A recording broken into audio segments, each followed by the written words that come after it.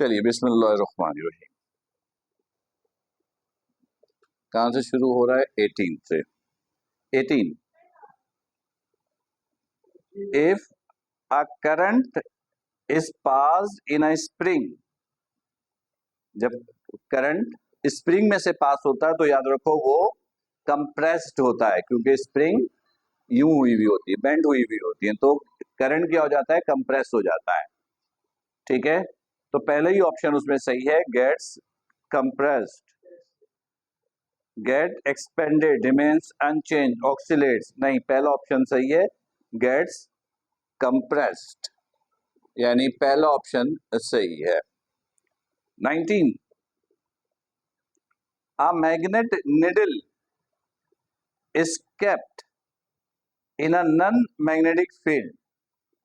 एक magnetic needle है, यानी एक निडल है मैग्नेट का बना हुआ है, एक ऐसी जगह पे रखा है जो मैग्नेटिक फील्ड में नहीं है। तो याद रखो मैग्नेटिक निडल की अपनी मैग्नेटिक फील्ड भी होगी। सही है, तो पूछा है इट एक्सपीरियंसेस आ मैग्नेटिक, एक मैग्नेट निडल है, एक मैग्नेट निडल सुई, सही है, is kept in a non-magnetic field, is kept in a non-magnetic field, एक ऐसी जगह पे यूज कर रहे हो जहां पर किसी और की मैग्नेटिक फील्ड नहीं है। तो कह रहा है इट एक्सपीरियंसेस, ये क्या एक्सपीरियंस करेगा? फोर्स करेगा, टॉर्क करेगा, अगर मूव करता है टॉर्क करेगा। नेक्स्ट ऑप्शन है फोर्स बट नॉट टॉर्क, गलत। याद रखो निडल का काम होता है घूमना, निडल का काम होता है घूमना, और जब कोई बॉडी टर्न कर रही होती है तो टॉर्क तो इंड्यूस होगी। तो निडल की अपनी मैग्नेटिक फोर्स है, तो जब वो किसी ऐसे हिस्से में ले जाकर रखोगे तो निडल के ऊपर सारी वो प्रॉपर्टीज एक्ट होंगी जो मैग्नेटिक फील्ड की वजह से होंगी। तो निडल यूं घूम रहा है तो टॉर्क भी इंड्यूस होगा और फोर्स भी लग रही है। इधर देखोगे ये निडल है, जैसे गाड़ी की निडल है, मीटर की, ये निडल है। अब ये खुद मैग्नेट का है, बाकी जो चीजें रखी हुई है वो मैग्नेट नहीं है। फर्स्ट को आयरन है, निकल, कोबाल्ट, कुछ भी है, तो फोर्स तो लग रही होगी ना इस पे। क्यों? क्योंकि ये मैग्नेट है, इसकी मैग्नेटिक फील्ड होगी, ये जहां कहीं होगा वहां पर एक एडी करंट प्रोड्यूस होता है, तो उसकी वजह से इस पे फोर्स तो लगेगी। फिर ये मूव कर रहा है, मूव कर रहा है तो क्या प्रोड्यूस होगी? टॉर्क भी प्रोड्यूस होगी और लाजमन होगी। तो इसमें ऑप्शन देखिएगा, a force and a torque, बिल्कुल ये दोनों लगेगी। बी में कहता है a force but not a torque, गलत। A torque but not a force, गलत। नाइदर अ फोर्स और nor a torque, option A बिल्कुल सही है, a force and a torque. Magnetic needle पर ये दोनों फोर्सेज एक्ट होंगी, दोनों चीजें एक्ट होंगी, ऑप्शन ए। नंबर 20, आसान है, आगे बढ़े। ठीक है, 21 की बारी। ठीक है,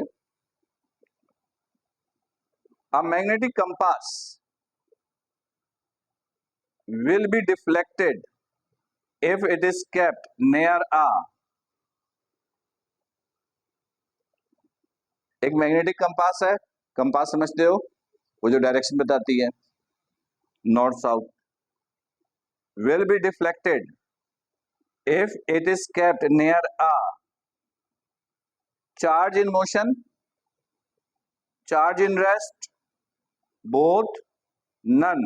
correct option is charge in motion. Motions की फील्ड में मैक्सिमम फोर्सेस एक्ट होती हैं, जब रेस्ट में होता है तो मैग्नेटिक फील्ड का कोई इफेक्ट उस पर नहीं होता है। तो चार्ज एट रेस्ट गलत है, चार्ज इन मोशन बिल्कुल सही है, ऑप्शन से ए करेक्ट होगा, ऑप्शन ए करेक्ट है जी। चलिए number 22, which of the following material is most suitable for making core of electromagnet? कौन सा है? ये बताओ, ऐसे ऐसे जनरेटर में मोटर में ट्रांसफार्मर में कॉइल बनाते हैं ना, कॉइल, उसमें एक चीज होता है कोर।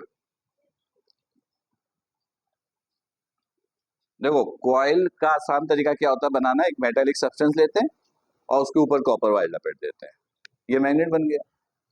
तो ये जो मेटेलिक सब्सटेंस लिया जिसके ऊपर कॉपर वायर आपने लपेटी थी, वो जो मेटेलिक सब्सटेंस है ना उसको बोलते हैं कोर। Core CORE। और याद रखिएगा सबसे अच्छा कॉइल बनाना है तो आपको कोर इस्तेमाल करना है सॉफ्ट आयरन का। अच्छा, सॉफ्ट आयरन का मतलब है आयरन आयरन है और सॉफ्ट होगा नहीं, ऐसा नहीं है। आयरन के अंदर बहुत सारी क्वालिटीज होती है, तो जो सबसे अच्छी क्वालिटी का आयरन होता है उसको कहते हैं सॉफ्ट आयरन। और हमेशा इंस्ट्रूमेंट्स के अंदर जैसे जनरेटर है, ट्रांसफार्मर है, कॉइल की फॉर्मेशंस के लिए हम सॉफ्ट आयरन को ही एज अ कोर इस्तेमाल करते हैं। तो इसमें सॉफ्ट आयरन का कोई ऑप्शन होगा? कहाँ, किसमें है ये? सॉफ्ट आयरन डी में है, और यहाँ पर आंसर डी ही करेक्ट है। सही है। 23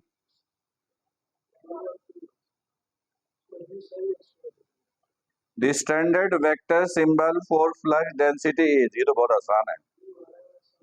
हाँ चलो ठीक है। 24 the value of mu naught over 4 पाई।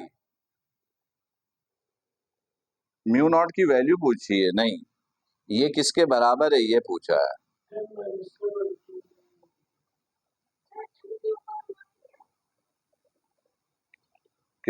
किसके ऊपर? कहाँ है, कौन सा नंबर? ये ना नंबर 24 की बात कर रही हो। The value of mu naught over 4 पाई, यही तो लिखा हुआ है क्वेश्चन मार्क, ये किसके बराबर है? देखो म्यू नॉट बराबर होता है 4 पाई इंटू 10⁻⁻⁷ वेबर पर एम्पियर मीटर, ऐसा ही है, ऐसा ही है।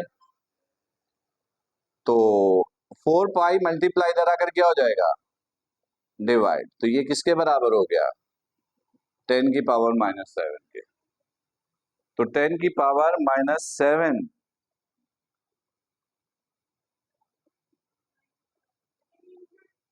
यूनिट चेक करना पड़ेगा।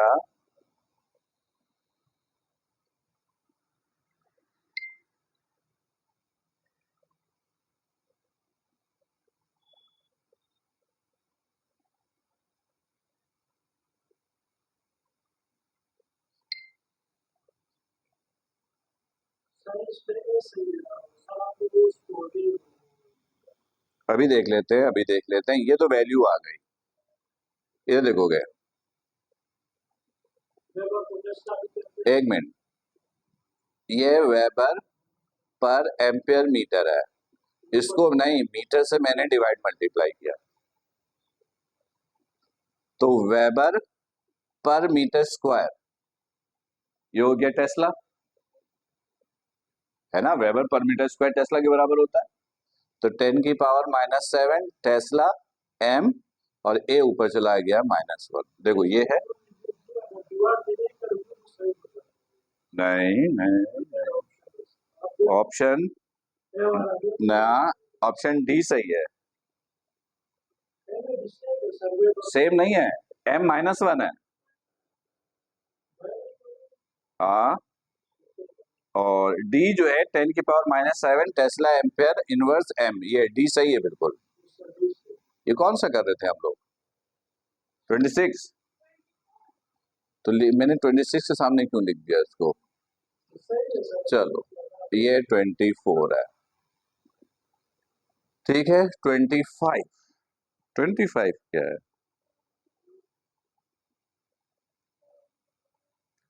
25 ही करना है ना, हाँ। The magnetic force experienced by a charged particle moving in a magnetic field will be minimum. Magnetic force minimum कब होगा? मैग्नेटिक फोर्स का एक फॉर्मूला ये है वी बी साइन थीटा, यहाँ पे लिखता हूँ F is equal to q v B sine theta. जब थीटा 0 डिग्री होगा तो मिनिमम होगा, क्योंकि साइन 0 0, और 0 डिग्री का मतलब होता है पैरेलल। 0 डिग्री का मतलब होता है पैरेलल, तो पैरेलल और anti parallel to the field, option B correct है। हाँ, क्योंकि साइन 0 भी 0 होता है और साइन 180 भी 0 होता है, 180 एंटी पैरेलल है, तो ये ऑप्शन सही है, बिल्कुल करेक्ट हो गया। चलो अब नंबर 26 की बारी। Number 6, the directions of the magnetic force experienced by a charged particle moving in a magnetic field। ठीक है, ये तो आसान है। Perpendicular to the both electric and both the field and velocity vector, ये तो होता है ना, ये F is equal to q v cross B, ये F परपेंडिकुलर होता है इन दोनों पर। याद है ना, राइट हैंड रूल से निकाला था, ये परपेंडिकुलर होता है इस पे भी और इस पे भी। ऊपर वाला पैरेलल। 27 में, अच्छा 27 आसान है, छोड़ देते हैं। 28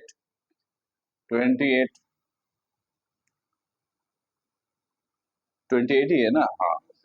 the magnetic force on an electron travelling this metre per second parallel to the field, parallel है तो फोर्स कितनी होगी, मिनिमम अभी बताया 0, तो 0 है कहीं पर, ऑप्शन ए में है और यहां पर भी ऑप्शन है, ठीक। 28 ही कर रहे थे हम लोग, ठीक है। 29, ये 29 होगा। 29 देखो, an electron travels from left to right, electron travel कर रहा है लेफ्ट से राइट की तरफ, लेफ्ट से राइट की तरफ, left to right. An electron travel from left to right in the plane of the paper in a magnetic field, ये मैग्नेटिक फील्ड में मूव कर रहा है left to right, perpendicular to and directed out of the paper, paper से बाहर की तरफ है। It is deflected up down into paper, wrong, up is correct.